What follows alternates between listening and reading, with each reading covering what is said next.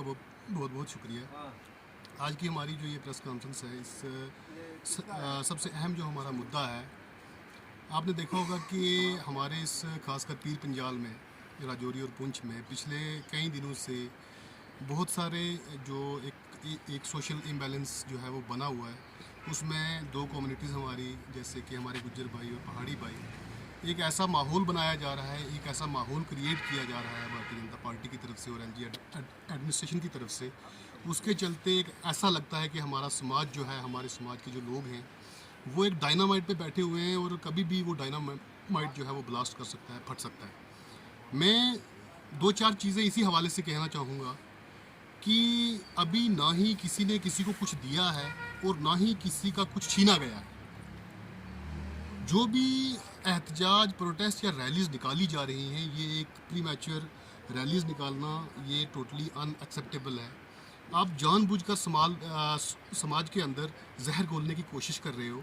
हम चाहे अपना पहाड़ी हो चाहे गुज्जर हो, हम एक ही मान लो कि एक ही घर के रहने वाले हैं। हमारा खाना पीना उठना बहना सब कुछ एक है। हम एक साथ एक इलाके, एक ही माशरे में रहते हैं और हमें दूर दूर करने की कोशिश की जा रही है। ये भारतीय जनता पार्टी की नफरत की पॉलिसी है और भारतीय जनता पार्टी ऐसे घिनौने काम करके आवाम को, आम आदमी को, जो बेसिक हमारे मुद्दे हैं, जो बेसिक इश्यूज़ हैं, उनसे भटकाने की कोशिश कर रही है। हमारे स्कूलों की हालत बहुत ही ज़्यादा खस्ता है। हमारे हॉस्पिटल, आप यहाँ पे करप्शन का लेवल देखें, आप इन्फ्लेशन देखें कि जो महंगाई है वो आसमान छू रही है। इन सब चीज़ों से ध्यान भटकाने के लिए बीजेपी ने पहले हिंदू मुस्लिम किया, डोगरा को कश्मीरी से लड़ाया, अब वो गुज्जर को पहाड़ी से लड़ा रही हैं और पहाड़ी को गुज्जर से लड़ा रहे हैं। और हमारे लोगों को, जो हमारे यहाँ पे हमारे रहनुमा और हमारे रहबर हैं, उनको होश के नाखून लेने की ज़रूरत है। जो हमारे उलमा और जितने भी हमारे यहाँ पे एडमिनिस्ट्रेशन हो, चाहे वो हमारे उलमाज हों, चाहे वो हमारे पॉलिटिकल लीडर्स हों, सिविल सोसाइटी के मेंबर हों, दोनों तरफ से उनसे मेरी ये गुजारिश है कि खुदारा जो ये नफ़रत के बीज बोए जा रहे हैं, इसको देखिए, इसको परखिए, होश के नाखून लीजिए। ऐसा ना हो कि हम समाज के अंदर एक दूसरे के कल मुंह लगने से भी कासिर रहें।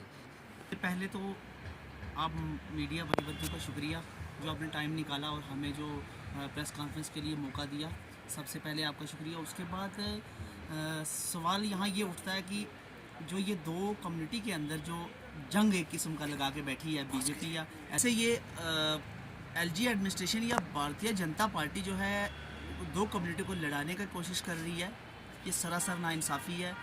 एक वक्त ऐसा आएगा कि जिसमें इन लोगों को पता लग जाएगा कि किसको क्या मिलना है, किसको क्या नहीं मिलना है। ये खाली खिलवाड़ है सिर्फ आम जनता के लिए, आम लोगों के लिए, जो कि इस वक्त अपने बच्चों को स्कूल भेज रहे हैं और स्कूल की हालत जो है वो बहुत खस्ता है। और उसके दूसरे नंबर पे जो मेन चीज़ आती है वो है हॉस्पिटल की इंफ्रास्ट्रक्चर की हालत ये है। और तुम रैलियाँ निकाल रहे हो और तुम घर घर जाके लोगों को बोल रहे ये गुजर है, ये पहाड़ी है, हम सब एक हैं, हम सब मिल के रहना चाहते हैं। खुदारा जितने भी लोग, जितने भी बड़े बड़े रहनुमा हैं, बड़े बड़े लीडर हैं, जो कहते थे कि हम 370 को वापस लाएंगे, 75 को वापस लाएंगे, कुछ नहीं, ये सब खोखले वादे हैं। वो आज छुप के गुफा में बैठे हैं, अपने घरों के कोनों में बैठे हुए हैं और आगे आम लोगों को जो है वो कुर्बानी के लिए भेजा हुआ है। तो मैं जितने भी हमारे जो मजहबी रहनुमा हैं, जैसे हमारे उलमा हैं, जैसे शाहीन साहब ने अभी कहा कि जितने भी लीडर लोग हैं, जितने भी बड़े लोग हैं, उनका ये फ़र्ज़ बनता है आज के टाइम में कि इन लोगों को लड़ाने के बजाय इन लोगों को एक सही दिशा दी जाए, ताकि आने वाले टाइम में ये लोग एक दूसरे के साथ मिलजुल के अपना भाईचारा जो है वो बनाए रखें। शुक्रिया, खुदा हाफिज़। सबसे पहले मैं मशकूर हूँ मीडिया के भाइयों का जो आए और हमें लाइव देना चाहता हूँ कि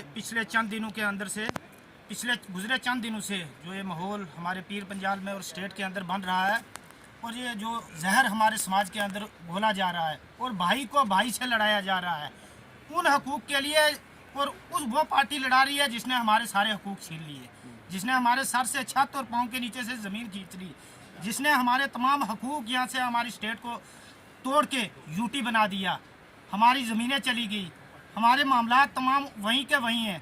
आज मैं एक बात और क्लियर कर देना चाहता हूँ कि एसटी की ज़रूरत तब पड़ती है जब आपके पास तालीम है।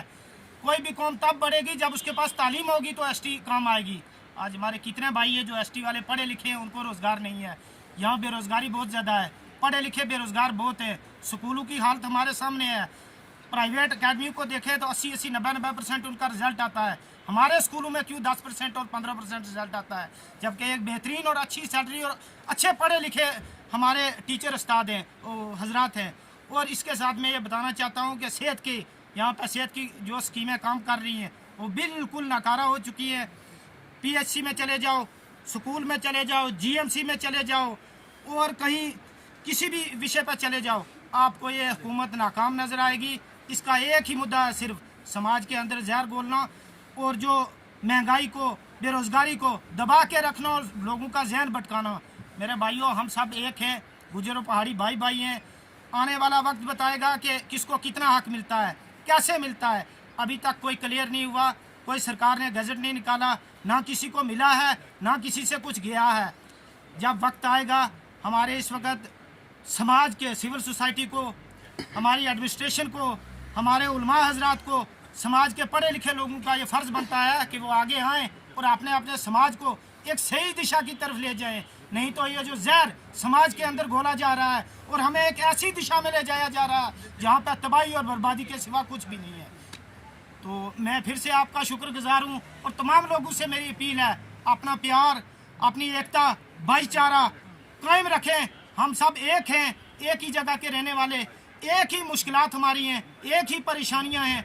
हमें मुद्दों से भटका के वो लोग हमें देने की कोशिश कर रहे हैं जिन्होंने हमारे सारे हकूक छीन लिए, हमें कुछ भी नहीं मिला।